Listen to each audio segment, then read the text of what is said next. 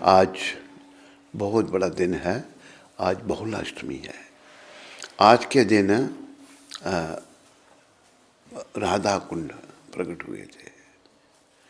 तो पहले इस पर थोड़ी चर्चा करेंगे हम। बहुलाष्टमी के दिन राधा कुंड का प्राकट्य मनाया जाता है। एक बार भोला नामक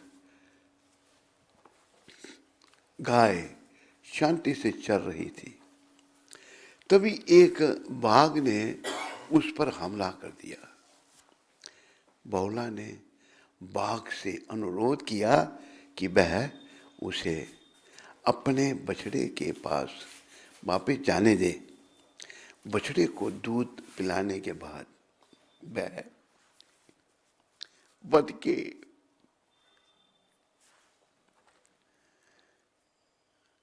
बाघ के पास वापस आ जाएगी। अब देखो,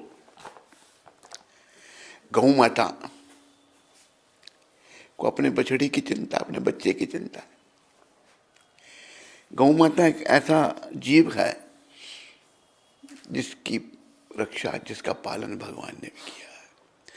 तो बाघ जो है गाय को खाना, उसने बोला मेरे अपने बच्चे को मैं दूध पिला दूं, फिर तुम खा लेना मेरे को। ये बड़ा एक गाय माता की महानता भी यहाँ दृश्यती है, देखने में आती है। तो गौ माता माँ का उसको, हमें हमारी माँ बचपन में बच्चा जब जन्म लेता है दूध ही पी सकता और कुछ नहीं खा सकता वो, तो अपनी माँ दूध देती है। लेकिन जब बच्चा बड़ा हो जाता है और बड़ा बीमार हो जाता है, वो डॉक्टर कहते हैं इसको दूध के सिवा और कुछ नहीं पच सकता इसको। तो जिस माँ ने जन्म दिया तो उसके पास जाएंगे तो माँ दूध दो तो देगी वो माँ। एक माँ बोली, बाकी भाई लोग नहीं बोल रहे। देगी? नहीं देगी। लेकिन गौ माता जो है अपना दूध देगी। तो इसलिए हमारे शास्त्रों में और भगवान ने भी गाय को बहुत बड़ा पद दिया। भगवान ने खुद अपने कर कमलों से गोपाष्टमी को, दूसरा एक दिन और है, 2 बार गाय का पूजन किया भगवान ने। और जब भगवान यहाँ प्रकट हुए थे तो बचपन से ही उन्होंने पहले बछड़े चराना शुरू किए थे जब छोटे थे ठाकुर। बड़े हो गए तो फिर उन्हें गायों को चराया। तो वर्णन आता है कि यशोदा मैया ने कहा, बेटा तो नंगे पाँव जाता, कुछ पहन ले। तो भगवान ने कहा, माँ गौओं को भी कुछ पहनाओ, उनके पाँव भी तो नंगे होते हैं। भगवान इतना सम्मान दे रहे हैं गाय को, बछड़ों को। तो हमारा सबका ये कर्तव्य बनता है कि गाय माता की रक्षा करना, गाय माता को पूजना और उसकी रक्षा करना, ये हर सनातनी का कर्तव्य है। ऐसा था, लेकिन विदेशी लोग जब भारत में आए, मैकाले इंग्लैंड का आया यहाँ पर, उसने देखा लोग बड़े समृद्ध हैं। उसने भारत का भ्रमण किया, फिर वापस गया वो इंग्लैंड में, और वहाँ जाकर उसने ये स्टेटमेंट दिया ब्रिटिश पार्लियामेंट में, अगर हम भारत पर रूल करना चाहते हैं तो उनकी रीढ़ की हड्डी हमें तोड़नी पड़ेगी। कहते क्या? गौपालन और गुरुकुल पद्धति अंग्रेजों ने खत्म की भारत से। जगत गुरु शिला प्रभुपाद कहते हैं, जितनी क्षति हमारी संस्कृति को अंग्रेजों ने पहुंचाई, इतनी मुसलमानों ने भी नहीं पहुंचाई, बहुत क्षति पहुंचाई। तो हम सबको प्रभुपाद कृपा से आगे बढ़ना चाहिए, गाय रक्षा में, गाय पालन में, गाय सेवा में। तो यहाँ पर बछड़े के पास वापस जाने दे, बछड़े को दूध पिलाने के बाद वह बाघ के पास वापस आ जाएगी। उसके प्रस्ताव से सहमत होकर बाघ उसके लौटने की प्रतीक्षा करने लगा। इस बीच गाय अपने स्वामी और बछड़े के पास गई और उन्हें बताया कि क्या हुआ है। जब उन्होंने उसकी दयनीय कथा सुनी तो उन्होंने स्वेच्छा से बाघ के भोजन के रूप में उसके स्थान पर जाने के लिए खुद को तैयार किया। बहुला ने उनके निस्वार्थ प्रस्ताव को अस्वीकार कर दिया, लेकिन अंत में तीनों गाय, बछड़ा और ब्राह्मण खुद को, देखो ब्राह्मण भी कितने महान थे, उन्होंने बोला कि बाघ हमको खा जाए, बाघ के को अर्पित करने के लिए आ गए। बाघ विचार करने लगा कि किसको पहले खाऊं। इसी बीच भगवान श्री कृष्ण वहां प्रकट हो गए। बोलो कृष्णचंद्र भगवान की। और उन्होंने बाघ को, गाय और उसके परिजनों को उनके सम्मानजनक आचरण के कारण अपने बाधे से मुक्त करने को कहा। बाघ ने ऐसा ही किया। बहुला की सत्य निष्ठा से प्रसन्न होकर भगवान श्री कृष्ण ने जंगल का नाम उनके नाम पर रखा, बहुला वन, और उन्हें अपनी पत्नी बनने का आशीर्वाद दिया। इस प्रकार उनके अगले जन्म में बहुला श्री कृष्ण की पत्नियों में से एक बनी। इस दिन का नाम भी उनके नाम पर रखा गया, बहुलाष्टमी। तो आज बहुलाष्टमी है और आज के दिन ही राधा कुंड जो है ये प्रकट हुए थे। तो अभी देखो कि चैतन्य महाप्रभु और कृष्ण, चैतन्य कलयुग में प्रकट हुए, कृष्ण भगवान इससे पहले द्वापर युग में। तो चैतन्य महाप्रभु ने ये सारे स्थान, ये ब्रिज जो है, ये चैतन्य महाप्रभु की देन है। क्योंकि चैतन्य कौन है? मेरे पीछे बोलो, श्री कृष्ण चैतन्य राधा कृष्ण ना ही अन्य। चैतन्य महाप्रभु जो हैं कृष्ण राधा भाव में, राधा कृष्ण से लग रही हैं। ब्रजेंद्र नंदन जई सची सुता होइल से, बलराम होइलो निताई।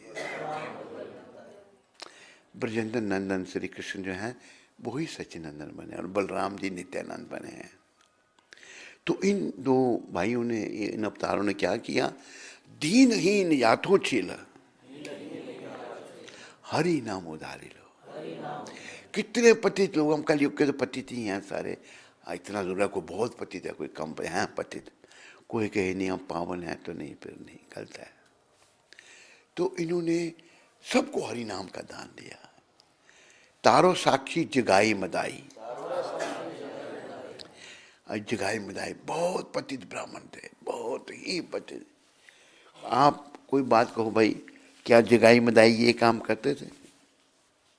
पूछो कोई बात। हर प्रकार का, दोनों ब्राह्मण थे पर महापात के ब्राह्मण थे। चोरी, डकैती, लूटफाड़, मदिरापान, व्यभिचार, वैश्यागमन, कोई भी बुरा। और ये भी वर्णन आता है, ये गौमांस भी खाते थे। जगाई मदाई गौमांस भी खाते थे। इतने नीच थे, लेकिन भगवान ने इनका भी उद्धार कर दिया। तो इसलिए हम सब ये ध्यान में लाएं भाई, अगर जगाई मदाई का उद्धार हो सकता है तो हमारा क्यों नहीं हो सकता? पर हम दुनिया में खो गए हैं, इस संसार में, दुख रूपी संसार में सुख की खोज करते करते खो चुके हैं। हमें नहीं पता क्या करना है, क्या नहीं करना है, क्या ठीक है और क्या ठीक नहीं है हम नहीं जानते। तो ठीक भगवान ने बताया है, ठीक तो कृष्ण भक्ति है, कृष्ण की शरण है, और बाकी सब समय का नाश है। तो हम लोग समय का नाश ना करें, और ठीक जो भक्ति श्री कृष्ण की है, जब भी हमें समझ आती है, वैसे तो हमारी पद्धति ये थी कि बाल्यकाल से ही बच्चे को गुरुकुल में भेज दिया जाता था, जिसका वर्णन भागवत में भी आता है, ब्रह्मचारी गुरुकुले वसंतांति गुरुहितम। गुरुकुल में बच्चे को भेज दिया जाता था, वो शिष्य, वो बच्चा गुरु के लिए कार्य करता था। प्रभुपाद बताते हैं कि इतना महानता थी कि किसी दिन गुरु ने अगर बच्चे को खाने के लिए नहीं पूछा तो खाता, व्रत व्रत करता था, गुरु जी ने नहीं पूछा। एक मैं आपको उपमन्य ऋषि की कथा सुनाऊं। वो जब गुरुकुल में पढ़ते थे तो गुरु जी ने, शायद उनके गुरु धौम्य ऋषि थे, पक्के करते थे अपने विद्यार्थियों को, अपने शिष्यों को। वो गायें चराने के लिए जाते थे उपमन्य जी।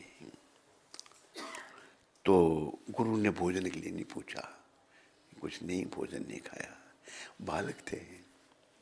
फिर क्या, थोड़ा गाय का दूध पी लिया।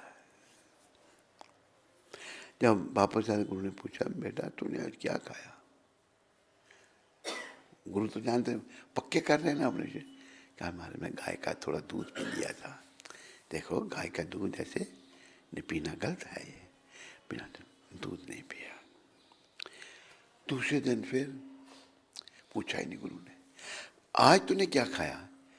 बछड़े जब दूध पीते हैं गाय को, उसमें फैन बनता है, वो खा लिया। कहते नहीं ये भी गलत है, क्योंकि बछड़े ज़्यादा फैन निकालता है तो खाता है, तो वो भी नहीं खाया। भूखे बेचारे। देखो कितनी गुरु भक्ति, कितने पक्के होते थे। ये हमारी संस्कृति है। कुछ नहीं, 3 दिन हो गए तो भूखे हैं, बड़ी भूख लगी उनको। तो हुआ क्या, अख होता है, जहर जहर ही होता है, अख के पत्ते खा लिए। भूखा था, बाल रूप था। तो हुआ क्या, आंखों की रोशनी चलेगी, अंधे हो गए उपमन्यु जी। जब आने लगे तो अभी रास्ते में एक सूखा कुआं था, उसमें गिर गए, कुएं में पड़े हैं। ये नहीं कि गुरु को कोस रहे हैं, कुएं में पड़े। गुरु जी गऊंगे तो वापस आ गई, उपमन्यु जी वापस नहीं आए। गुरु जी शिष्यों के साथ निकले, आवाज लगाए जंगल में, जगह है, उपमन्यु कहाँ हो? उपमन्यु कुएं से आवाज आए, गुरुदेव मैं यहाँ पर हूँ। कहाँ? कहेगा कुएं में। कुएं में कैसे गिर गया बेटा तुम? कि गुरु मेरी रोशनी चली गई, मैंने आक के पत्ते खा लिए थे, भूख थी, बच्चे को तो बड़ी भूख लगती है, पत्ते खा लिए थे तो मैं कुएं में गिर गया। अच्छा बेटा तुम अश्विनी कुमारों का ध्यान करो। अश्विनी कुमारों का ध्यान किया, अश्विनी कुमार कुएं में ही प्रकट हो गए। तो उन्होंने क्या किया, एक पुआ, मालपुआ पुआ दिया उनको खाने के लिए।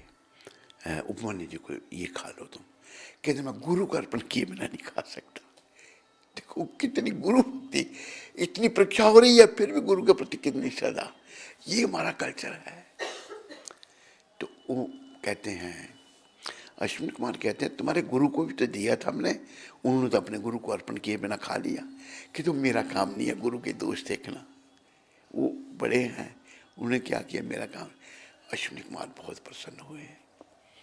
उसके नेत्र ज्योति वापस कहते बेटा तेरे सोने के दांत होंगे, तेरे गुरु के तो लोहे क्या है, तेरे सोने के दांत होंगे, और तुम्हें बिना पढ़े सारी विद्याएं तुम्हें आ जाएंगी। तो ये हमारी संस्कृति थी। लेकिन विदेशियों ने इस पर आघात करके इस संस्कृति का तहस नहस कर दिया। लेकिन भगवान का बड़ा शुक्र है कि भगवान ने प्रभुपाद जी को भेज करके हम भूले भटके लोगों को फिर से मार्ग पर लगा दिया। और हम लोगों ने इस, अब ये जो मार्ग प्रभुपाद जी ने दिया है ये पूर्ण मार्ग है। यही मार्ग पहले 500 साल पहले भगवान कृष्ण चैतन्य महाप्रभु ने दिया था। बड़ी श्रद्धा से हम सब इस मार्ग को अपनाएं और फिर दूसरों को प्रेरणा करें इस मार्ग को अपनाने की, क्योंकि हम सब जितने भी हैं एक ही बाप की संतान हैं। बाप हमारे कृष्ण हैं और हम सब उनके बच्चे हैं। कृष्ण माता, कृष्ण पिता, कृष्ण धन प्राण। तो अगर हम दूसरों को प्रेरणा करते हैं तो इससे क्या होगा? हमें भगवत कृपा मिलेगी, हमें भगवान की कृपा मिलेगी। क्योंकि कृष्ण भगवान ने गीता के 18वें अध्याय में कहा, उन्होंने कहा कि या इदम परमम गुह्यम मद भक्तेश विदस्यति भक्तिमयी पराम कृत्वा मामे वेशति संशया।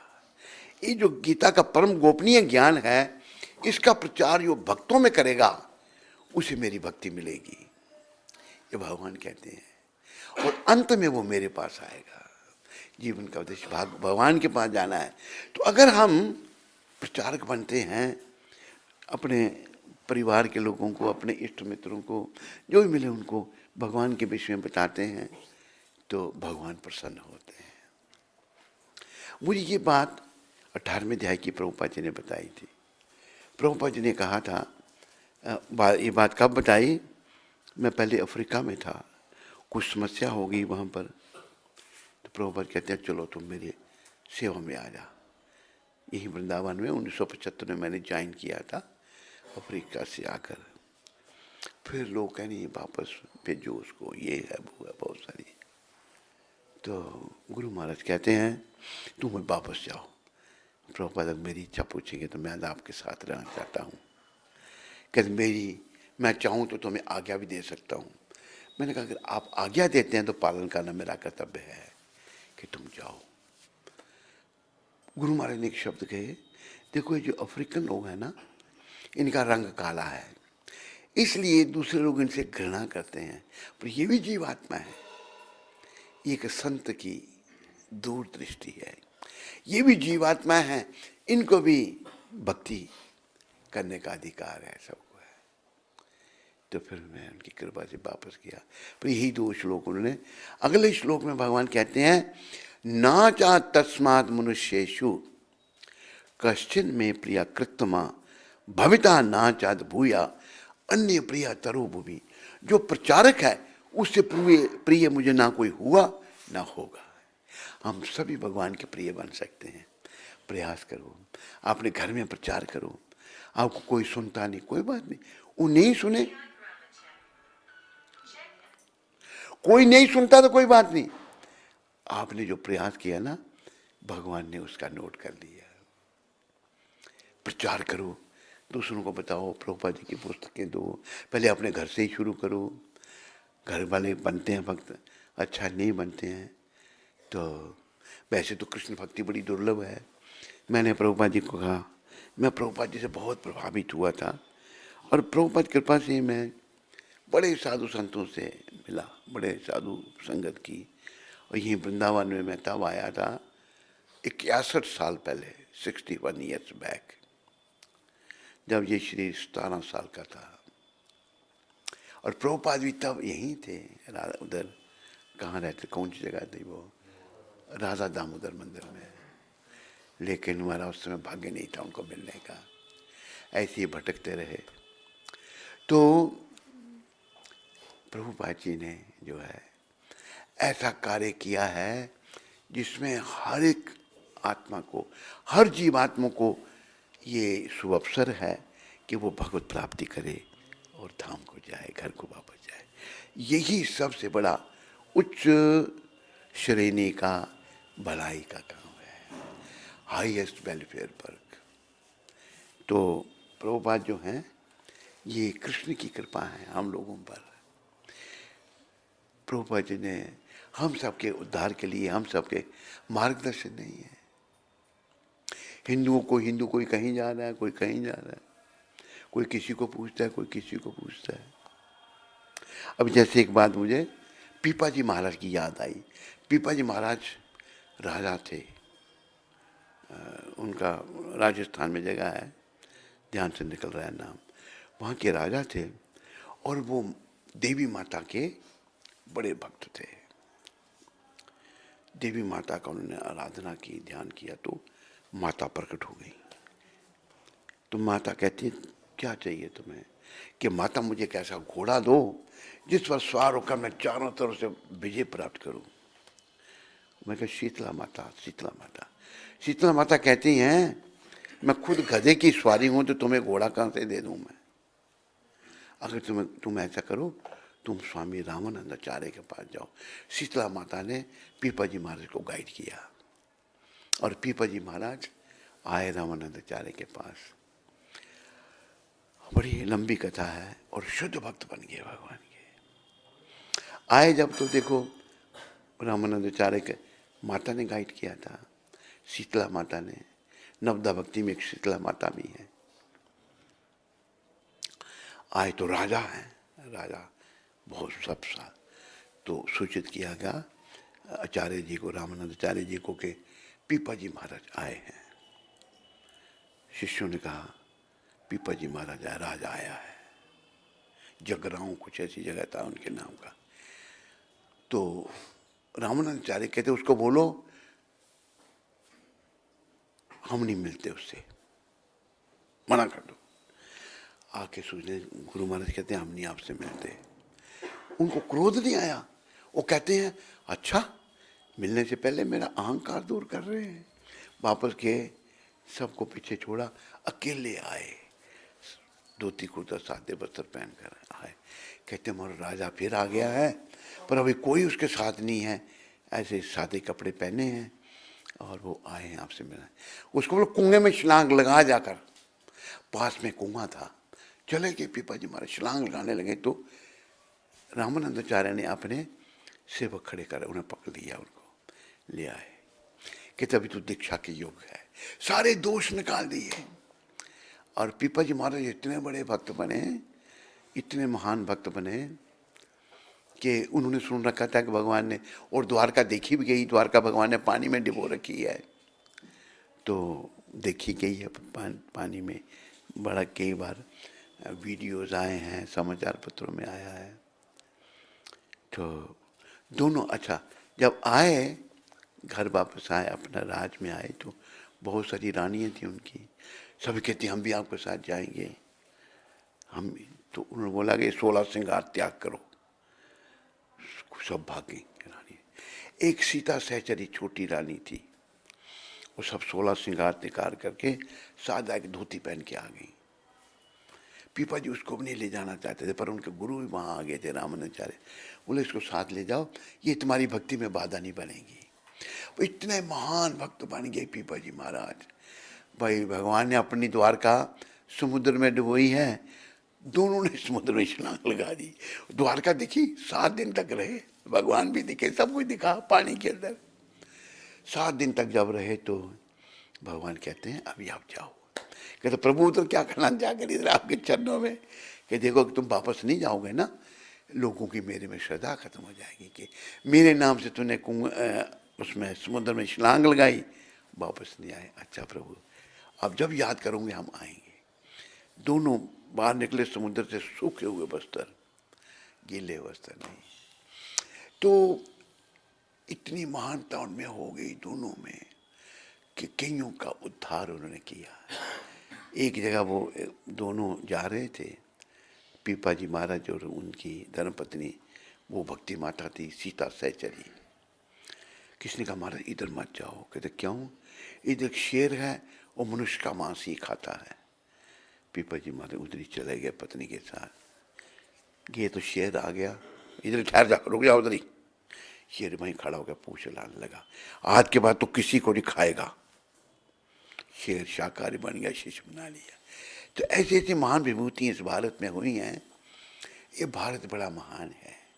और अभी आप सब लोग विदेशियों से आकर्षित मत हो। हम विदेशियों की ओर आकर्षित थे, प्रभुपाद ने उन्हीं को ही भक्त बनाया, पहले विदेशियों को भक्त बनाया तो देशियों पर भी बड़ा असर पड़ा। देशी लोगों को भी सोचने का मौका मिला कि भाई जिनकी ओर हम जा रहे हैं वो हमारी ओर आ रहे हैं। तो बस प्रचार करो। प्रभुपाद जी की यही इच्छा थी, प्रचार ही सार है। और बाकी सब बेकार है। बोलो पतित पावन शिला प्रभुपाद की जय। बोलो कली पावन अवतार गौ निताय पंच तत्व की जय। भागवत का श्लोक पहले ये कथा कर लेता हूँ मैं, फिर श्लोक जी थोड़ा सा पढ़ेंगे भागवत का। तो ये जो कथा है कार्तिक महीने की, आज उसका 9वां दिन है। भगवान शिव द्वारा इंद्र को भस्म करना। महाराज पृथु बोले, हे मुनिवर, जो आपने कार्तिक व्रत में तुलसी की जड़ में विष्णु भगवान का पूजन कहा है, सो अच्छे प्रकार से मैं तुलसी के महात्म्य को सुनना चाहता हूँ कि तुलसी भगवान को इतनी प्यारी कैसे हुई। हे नारद, यह तुलसी किस किस स्थान पर कैसे उत्पन्न हुई?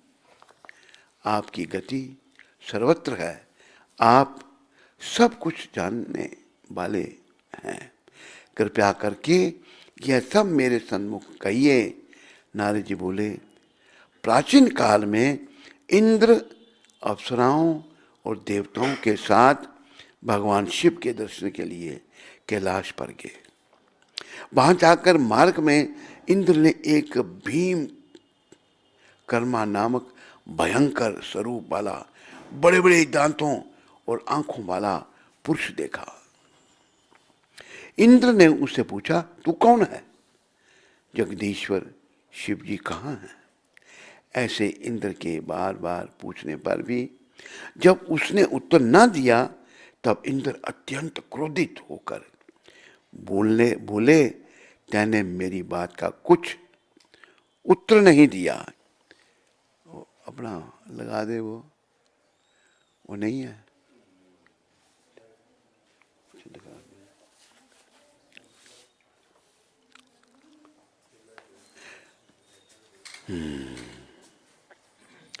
तब इंद्र अत्यंत क्रोधित होकर बोले, तैने मेरी बात का कुछ उत्तर नहीं दिया, इससे मैं तुम्हें वज्र से मारता हूं। हे दुर्मते, अब तेरा रक्षक कौन है?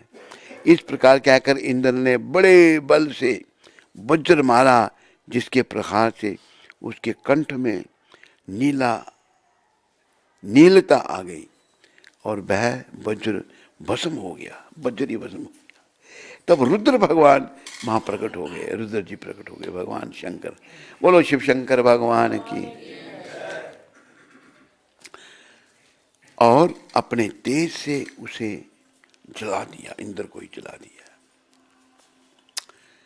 देखो, एक बात मैं रुद्र भगवान के बारे में, शंकर भगवान के बारे में आपको बताना चाहता हूं। ये प्रभुपाद जी के समय की बात है।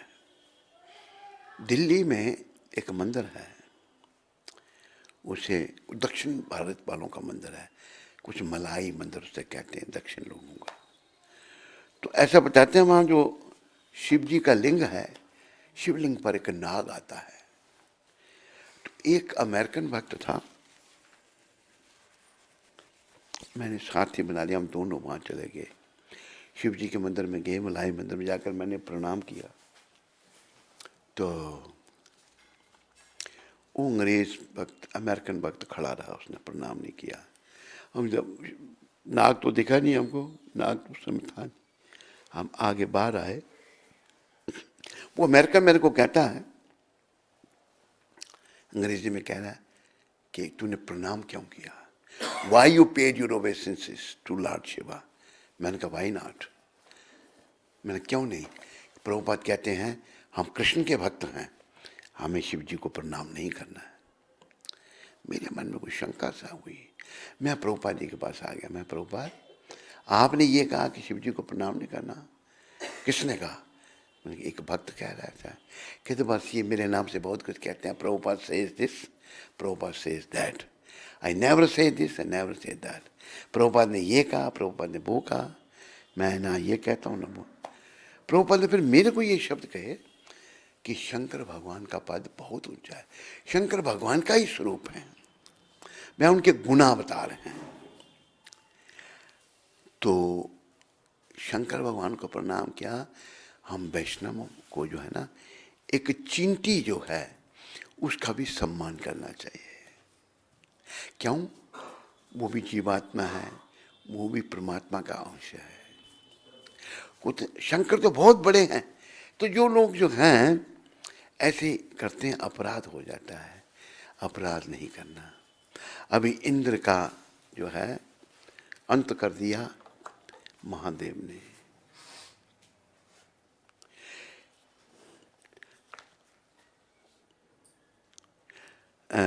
ने बड़े बल से वज्र मारा, जिसके प्रहार से उसके कंठ में नीलता आ गई और वह वज्र भस्म हो गया। तब रुद्र भगवान वहां प्रकट हो गए, रुद्र जी आ गए और अपने तेज से उसे जला डाला। यह देखकर बृहस्पति जी शीघ्र ही हाथ जोड़ते हुए दंड के समान पृथ्वी पर गिरकर उनकी स्तुति करते हुए बोले, हे देवादिदेव। शंकर भगवान को महादेव कहा, मतलब देवों के देव। देवादिदेव भगवान की। हे त्रि त्रि त्रियंबक, हे कपिलदन, हे त्रिपुरारी, हे सर्वाय, हे अंधकार सुरनाशक, आपको नमस्कार है। हे विरूपाय, हे अति रूपाय, हे बहुरूपाय, हे शंभो, हे दक्ष यज्ञ के विध्वंस करता, हे यज्ञ फलदाता, हे काल के भी काल, हे काल स्वरूप, हे काले सर्पों के धारण करने वाले, हे ब्रह्मा, हे ब्राह्मणों के हितकारी, आपको नमस्कार है। नारद जी बोले, जब उस समय भगवान शिव जी की ऐसी स्तुति बृहस्पति जी ने की, तब शिव जी नेत्रागिन को रोककर बोले, ये ब्राह्मण, मैं आपकी इस स्तुति से प्रसन्न हूं, तुम इच्छा वर मांगो। हे बृहस्पति, इंद्र को जीवन दान दिया, इंद्र को जीवन दान दिया है, इससे तुम्हारा नाम जीव होगा। बृहस्पति जी बोले, हे देवेश, जो आप प्रसन्न हो तो शरणागत इंद्र की रक्षा करो और अपने नेत्र की अग्नि को शांत करो। रुद्र बोले, यह अग्नि मस्तक के नेत्र में कैसे घुस सकती है? मैं इसको दूर फेंकता हूं, जिससे इंद्र को कोई कष्ट नहीं देगी। नारद जी बोले, शिव जी ने ऐसा कहकर उस अग्नि को हाथ में लेकर समुद्र में फेंक दिया और फिर लीलाधारी भगवान शिव अंतर्ध्यान हो गई। बोलो शिव शंकर भगवान की। तो आज 9वें दिन की कथा इतनी ही, कल 10वें दिन की कथा होगी। तो मेरे प्यारे हरि भक्तों, माताओं, आज बहुलाष्टमी है। वैसे बहुत सारे लोग जो हैं स्नान करते हैं राधा कुंड में, लेकिन प्रभुपाद जी ने राधा कुंड को राधा जी का स्वरूप बताया है। राधा जी हमारे लिए बड़ी वंदनीय और पूजनीय है। राधा जी की कृपा के बिना श्याम नहीं मिल सकते, इसलिए कहा है,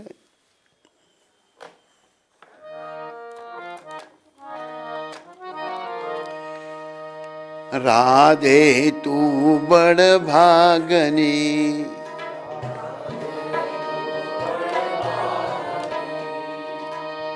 कौन तपस्या कीन,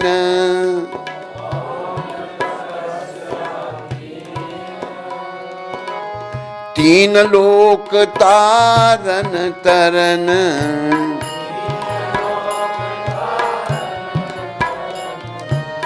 सो है तुम्हारे अधीन।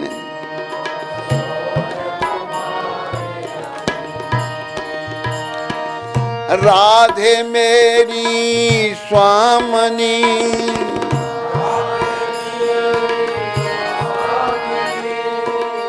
मैं राधा जुदा,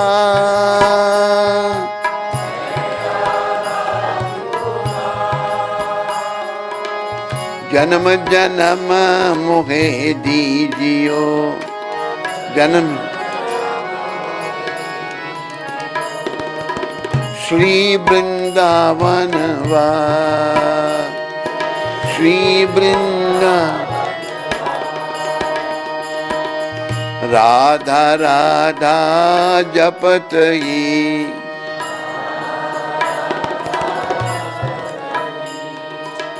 सब व्याधा मिट जाए,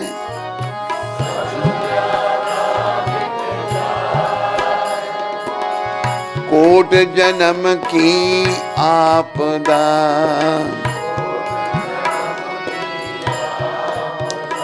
एक राधा नाम से जाए।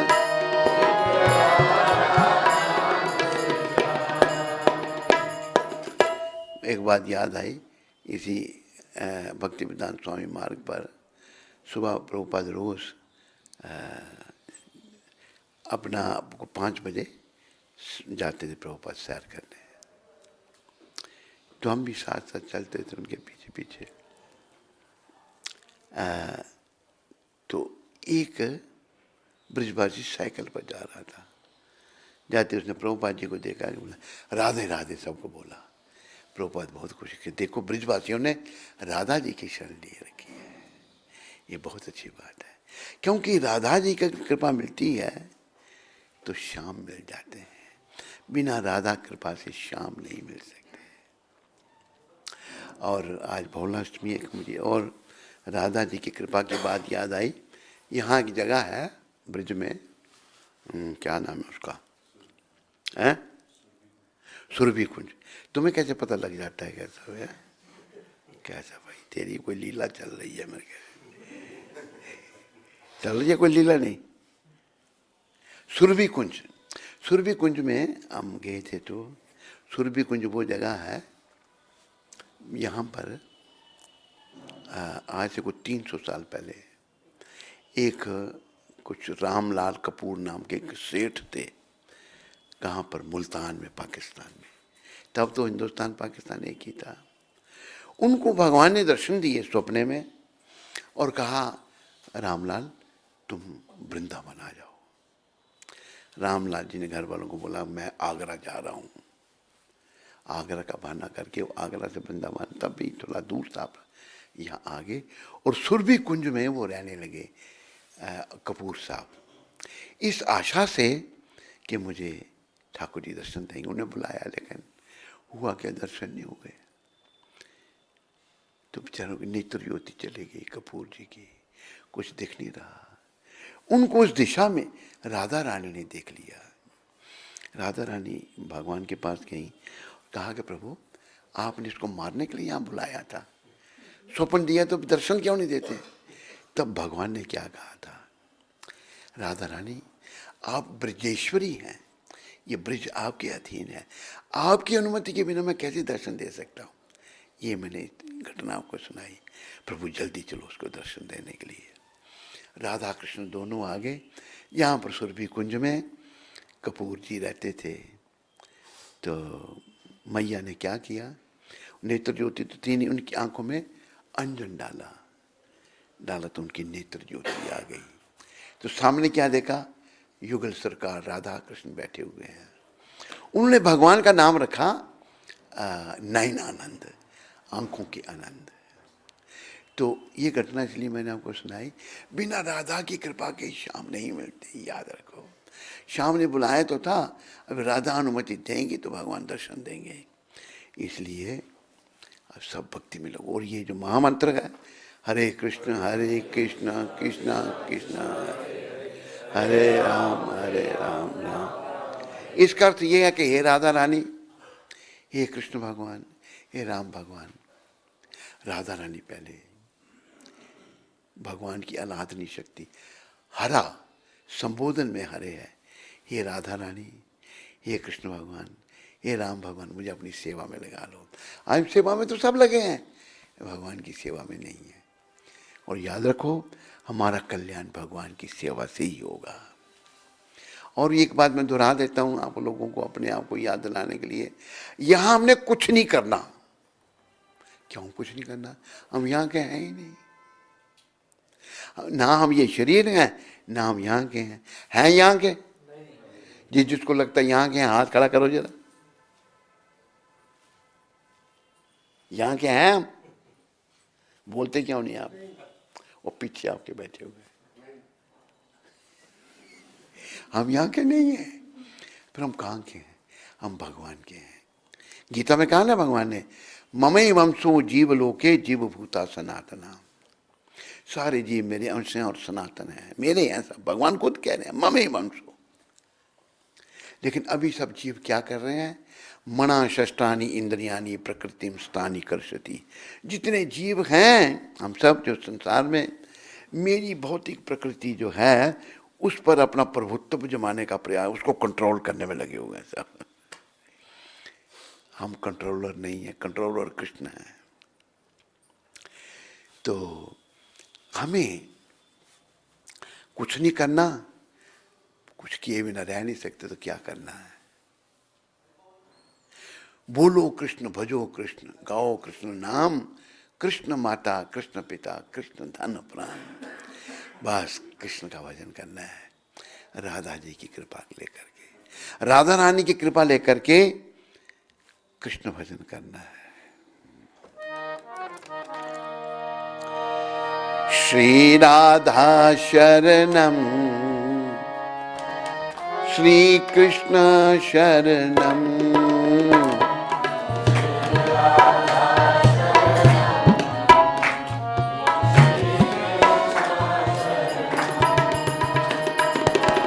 श्री राधा शरणम,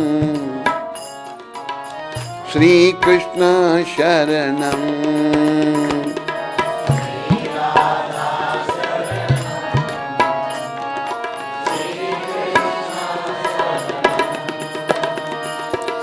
श्री राधा शरणम,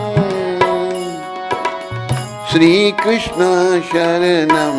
बोलो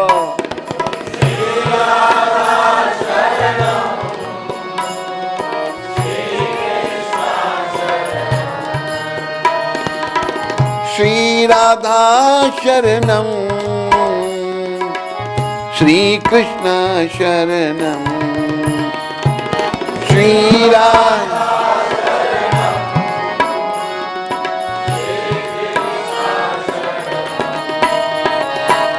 श्री राधा शरणम, श्री कृष्ण शरणम, श्री राधा,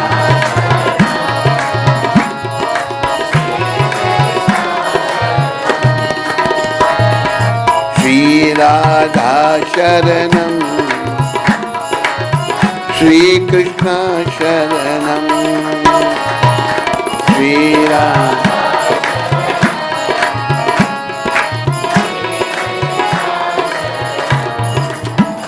बस हमने करना यही है कि मैं राधा कृष्ण की शरण में कैसे आऊं, भगवान को अपने जीवन का केंद्र कैसे बनाऊं, कैसे मैं भगवान को 24 घंटे याद रखूं, कभी भूलूं ही नहीं मैं। बस ये, और कुछ नहीं करना।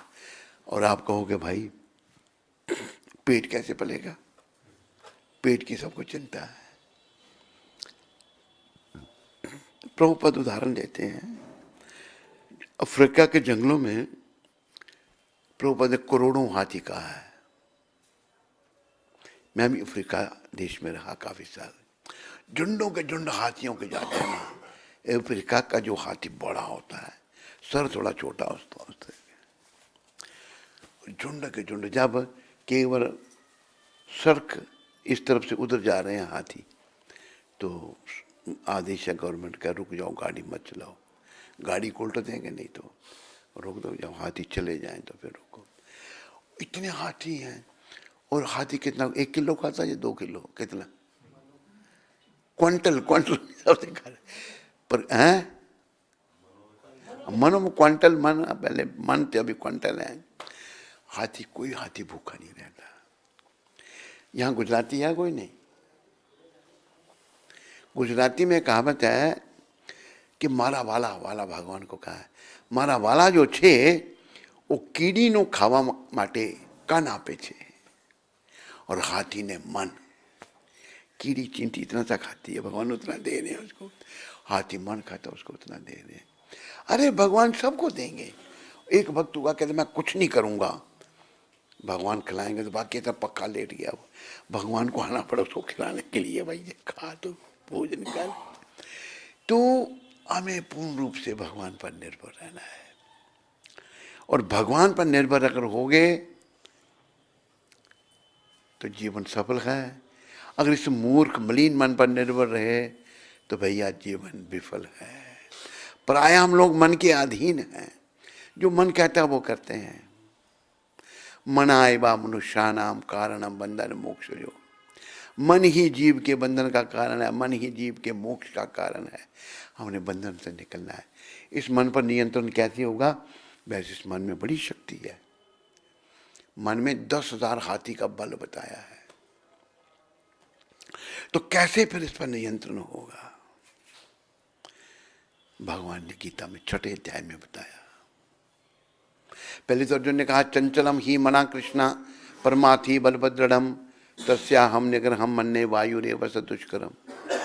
कृष्ण मन को भस्म करना बड़ा कठिन है, ये बड़ा चंचल। अरे तूने अपनी मौस को उसको दे दी, तू तेरी कहाँ गई?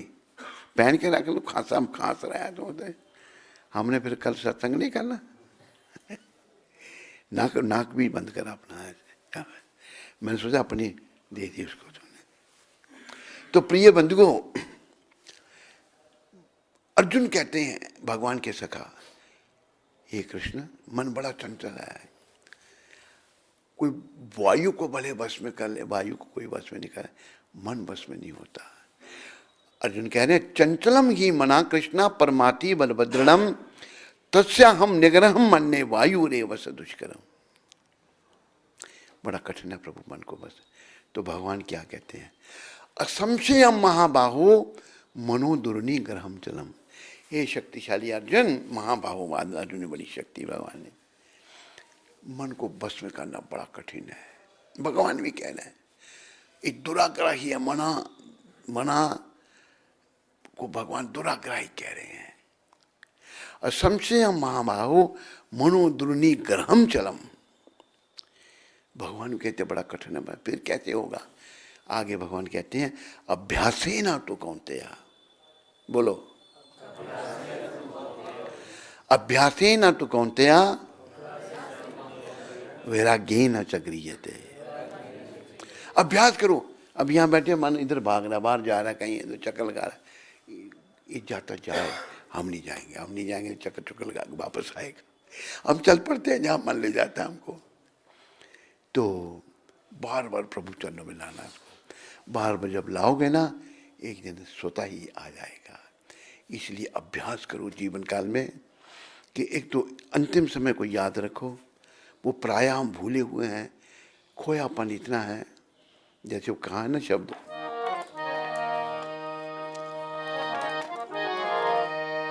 दुनिया के झमेलों में फंस कर हम असली ठिकाना भूल गए।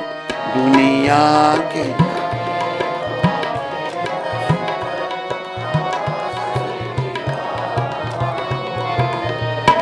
जो वादा करके आए थे वो कौल निभाना भूल गए। जो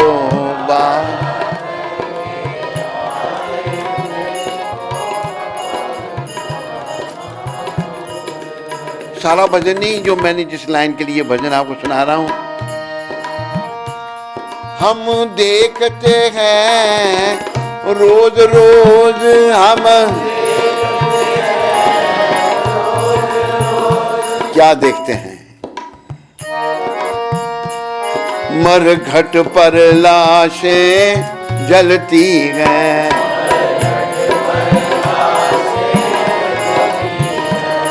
हम देखते हैं रोज रोज हम,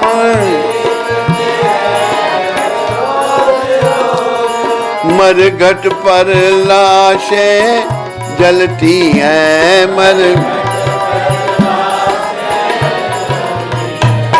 दुनिया के जिस्म जलते देखे, दुनिया खुद का जल जाना भूल गए, खुद का दुनिया के झमेलों में फंस कर हम असली ठिकाना भूल गए, दुनिया के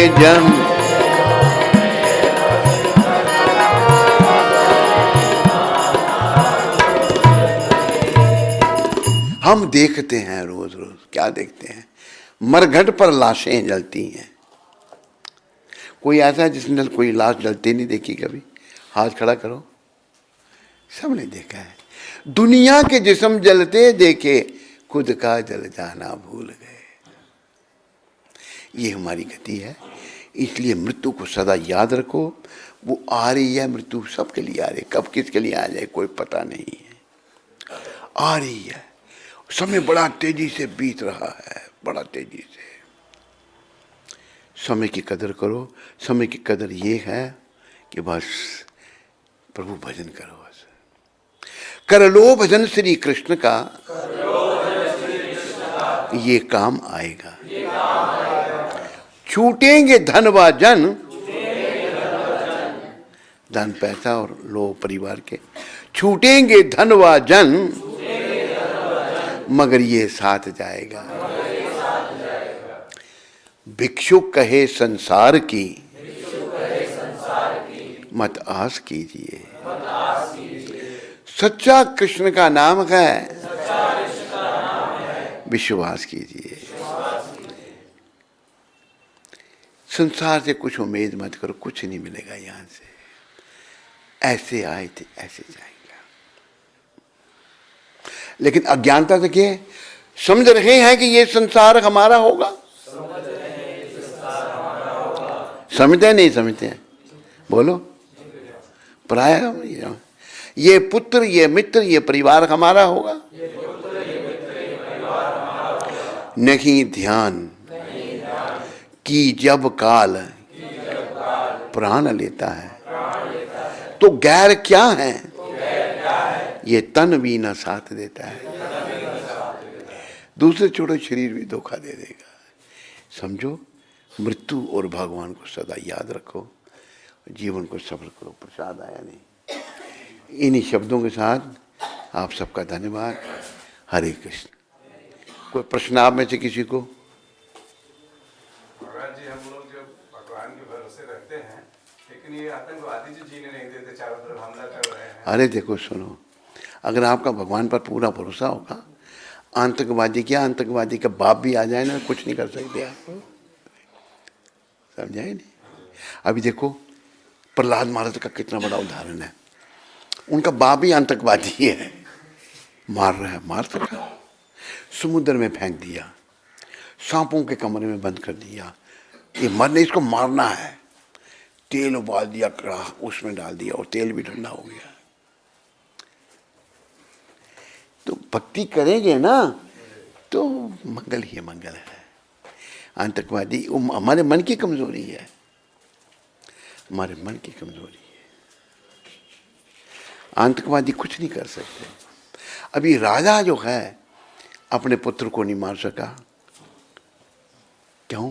पुत्र का दोष ये था कि वो भक्त है भगवान का। राजा नास्तिक था, राक्षस था, वो मारना चाहता था अपने पुत्र को। तो आतंकवादी ये सब हमारे मन की कमजोरी है। भक्त नहीं डरता किसी से। भक्त जो है वो निडर होता है। जैसे हमारे गुरु महाराज निडर थे, कोई डर नहीं था इनको। समझाए नहीं? आतंकवादी आपके यहाँ उधर कहाँ, आप उत्तराखंड में हो ना? हाँ, लेकिन अब जैसे हमास का हमला हुआ है तो यहाँ पर भी अरे हमास हमला उधर हो तो डरा भी यहाँ रहे, वाह कमाल कर दे। यहाँ भी तो होते रहते हैं, अब थोड़ा सा शांति वो हमास घमास उधर है, आप यहाँ क्या लड़ रहे हैं? हमारे कोई आपके थोड़ा है। और देखो इजराइल लगा ख़त्म, हमास को ख़त्म करने में लगा हुआ है, वो ख़त्म करके छोड़ेगा, ऐसे नहीं छोड़ने वाला है।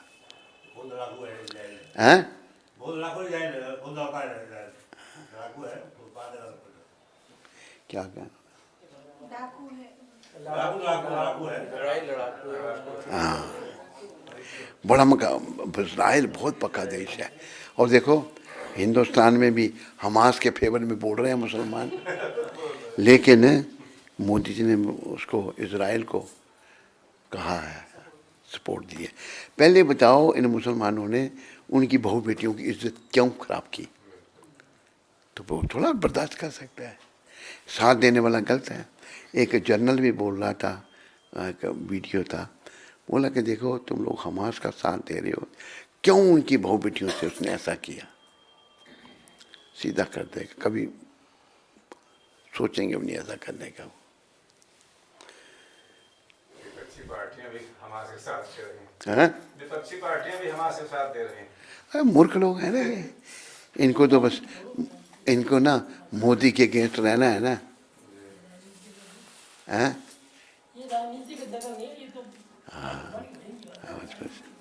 भाई यहाँ राजनीति अच्छी करो, अच्छे राजनीतिक, आज कितने यहाँ 5 है नहीं, तो ये शब्द प्रभुपाद जी ने 5 तारीख के ये कहे थे, पत्र लिखा था प्रभुपाद जी ने गोविंद दास जी को 5 तारीख को, तुमने जो पहले किया था उन्हें भुला दिया गया होगा, हम हो चुकी गलत फहमियों की परवाह नहीं करते, हम केवल श्री कृष्ण की अधिकाधिक सेवा पर ध्यान देते हैं। तो गोविंद दास जी को प्रभुपाद जी लिख रहे हैं कि तूने पहले जो कुछ किया सब बेचारे ऐसे ही थे, तो उन्हें भुला दिया गया होगा, तो भूल गई होगी। हम तो चूँकि गलत फहमियों की परवाह नहीं करते, हम केवल श्री कृष्ण की अधिकाधिक सेवा पर ध्यान, भगवान की सेवा करो। सेवा जैसे भगवान कहते हैं श्रवणम कीर्तनम विष्णु, उसी से धीरे धीरे हमारा कल्याण होगा। बोलो जगत गुरु शिला प्रभुपाद की, हरे कृष्ण। कोई प्रश्न तो नहीं है? नहीं चला? चलो कोई बात नहीं।